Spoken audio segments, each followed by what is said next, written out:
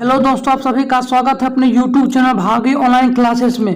जो भी छात्र छात्रा 2022 में प्रवेश परीक्षा देंगे बिहार डीएलएड का, अगर आप भी अभी तक कुछ नहीं पढ़े तो आपके लिए ये वीडियो बहुत ही जरूरी है। और इस वीडियो अगर आप देख लेते हैं, ये वीडियो आपके लिए रामबाण साबित हो सकता है, क्योंकि इस वीडियो में हम आप सभी को बिहार डीएलएड ऑफिशियल सिलेबस के अनुसार इतिहास के कुछ इंपॉर्टेंट ऑब्जेक्टिव हम करेंगे, आपके सामने लेकर आ गए, जो कि अगर आपको आता है तो कमेंट जवाब दीजिएगा। और इस वीडियो को अगर आप एक बार देख लें, अगर आप अभी तक कुछ नहीं पढ़े हैं तो आप जो है इतिहास में आसानी से बहुत अच्छा नंबर ला सकते हैं। ये हम आपको 100% गारंटी देते हैं अगर आप ये वीडियो देख लेते हैं, क्योंकि हम जो इस वीडियो में आपको ऑब्जेक्टिव पढ़ाने वाले हैं सिलेबस के आधार पर, क्योंकि बिहार बोर्ड का जो ऑफिशियल सिलेबस निकाला गया है डीएलएड प्रवेश परीक्षा 22 के लिए, वो तो हम आपको बता ही चुके हैं क्या है। 10th स्टडी है, तो हम आपके जो कुछ इंपॉर्टेंट ऑब्जेक्टिव करेंगे, ज़्यादा हम आपको फालतू ऑब्जेक्टिव नहीं कराएंगे, क्योंकि परीक्षा में समय कम है और जितना करेंगे उतना ही आएगा। अगर आप ये कर लेते तो आपको जो है कोई भी प्रॉब्लम नहीं होगा। तो चलिए हम क्वेश्चन नंबर 1 से स्टार्ट करते हैं, आपका ज़्यादा टाइम नहीं लेते हैं। चलिए, सबसे पहला क्वेश्चन है, इतिहास का बात करेंगे। सबसे पहला क्वेश्चन है कि यूरोप का मरीज किसे कहा जाता है, यानी यूरोप का मरीज किसे कहा जाता है। इसका राइट आंसर जो होगा आपका वो ए हो जाएगा, तुर्की।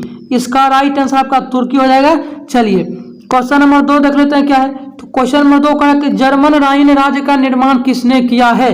अगर आपको ये क्वेश्चन का आंसर आता है तो आप जो है लाइव चैट में ऑप्शन दे सकते हैं, आप कौन सा आपका राइट आंसर आप मिला सकते हैं, आपका कितना सही हुआ है। चलिए क्वेश्चन नंबर 2 देख लीजिए, जर्मन राइन राज्य का निर्माण किसने किया। लुई 18वां, नेपोलियन बोनापार्ट, नेपोलियन तृतीय, बिस्मार्क। इसका जो आपका राइट आंसर होगा वो हो जाएगा नेपोलियन बोनापार्ट। इसका राइट आंसर भी हो जाएगा नेपोलियन बोनापार्ट। चलिए अगला क्वेश्चन है, क्वेश्चन नंबर 3 है कि राष्ट्रवाद की अवधारणा का जन्म किस घटना से माना जाता है। राष्ट्रवाद की अवधारणा का जन्म किस घटना से माना जाता है। धर्म सुधार आंदोलन, पुनर्जागरण, फ्रांस की क्रांति, गौरवपूर्ण क्रांति। तो इसका जो आपका राइट आंसर होगा, राष्ट्रवाद की अवधारणा का जन्म किस घटना से माना जाता है, तो इसका जो राइट आंसर सी हो जाएगा, फ्रांस की क्रांति। फ्रांस की क्रांति। चलिए अगला क्वेश्चन, नेपोलियन संहिता किस वर्ष लागू की गई थी। नेपोलियन संहिता जो किस वर्ष लागू की गई थी, तो इसका जो आपका राइट आंसर होगा ये हो जाएगा 1804।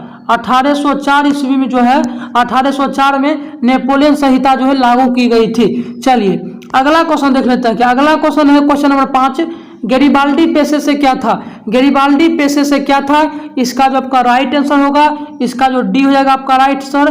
क्वेश्चंस बहुत ही इंपॉर्टेंट, जो भी हम कराने वाले वो वेरी इंपॉर्टेंट। अगर आप ये कर लेते हैं तो आपको जो है, अगर आप अभी तक कुछ भी नहीं पढ़े डीएलएड प्रवेश परीक्षा में, तो आसानी से आप प्रवेश परीक्षा में सफल होकर एक कॉलेज का सीट अपना कर सकते हैं। चलिए अगला क्वेश्चन देख लेते हैं क्या है। अगला क्वेश्चन है क्वेश्चन नंबर 6 है, इटली तथा जर्मनी वर्तमान में किस महादेश के अंतर्गत आते हैं। उत्तरी अमेरिका, यूरोप, पश्चिमी अमेरिका, दक्षिणी अमेरिका। तो इटली तथा जर्मनी वर्तमान में किस महादेश के अंतर्गत आते हैं, तो इसका जो आपका राइट आंसर होगा 6 का आपका हो जाएगा सी हो जाएगा आपका आंसर। यूरोप महादेश के अंतर्गत इटली और जर्मनी आते हैं। चलिए अगला क्वेश्चन, 1829 ईस्वी में एड्रियानोपोल की संधि किस देश के साथ हुई। तुर्की, यूनान, हंगरी, पोलैंड। 7 का आपका राइट आंसर हो जाएगा बी हो जाएगा यूनान। चलिए 7 का आपका राइट आंसर बी हो जाएगा यूनान। चलिए अगला क्वेश्चन हम देख लेते हैं क्या है। अगला क्वेश्चन है, फ्रैंकफर्ट की संधि कब हुई।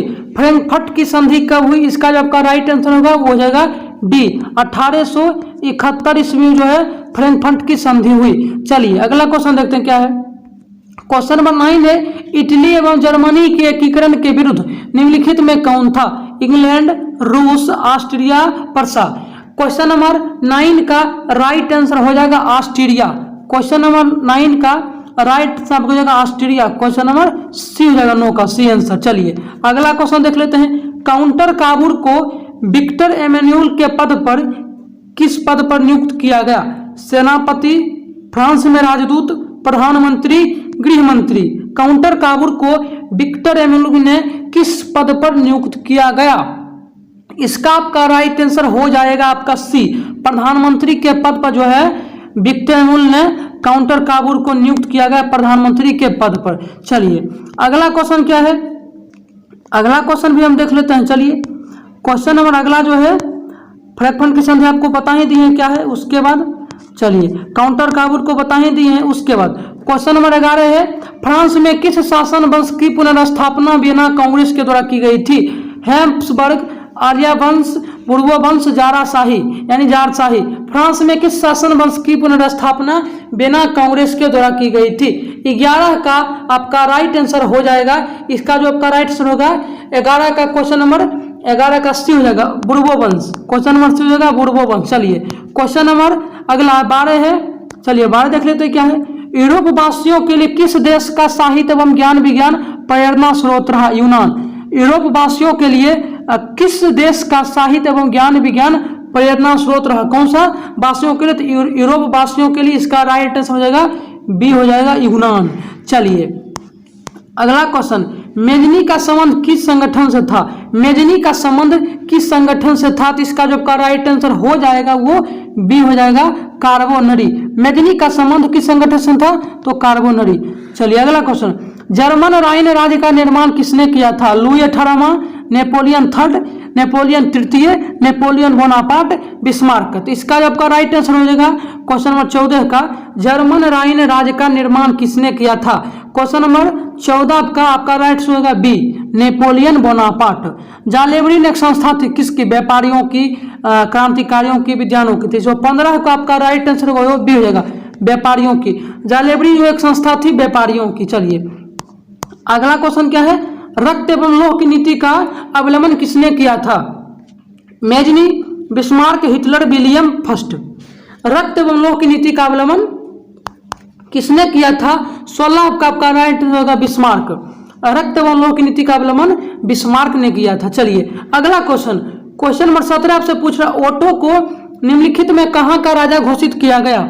ओटो को निम्नलिखित में कहाँ का राजा घोषित किया गया? इसका आपका राइट हो जाएगा यूनान। अगला क्वेश्चन देखते हैं क्या है। अगला है, यूनान को एक स्वतंत्र राष्ट्र घोषित किया गया कब? यूनान आप सभी जानते हैं कि एक स्वतंत्र राष्ट्र है, तो उसको जो है कब घोषित किया गया कि वो यूनान अब स्वतंत्र राष्ट्र बन गया? तो क्वेश्चन नंबर 18 का आपका राइट आंसर बी, 1832 ईस्वी में यूनान को जो है एक स्वतंत्र राष्ट्र के रूप में मान्यता दी गई। चलिए अगला क्वेश्चन, क्वेश्चन 19 है, फ्रांस की किस संस्था ने लुई 16वें और उसकी रानी को फांसी की सजा दी थी?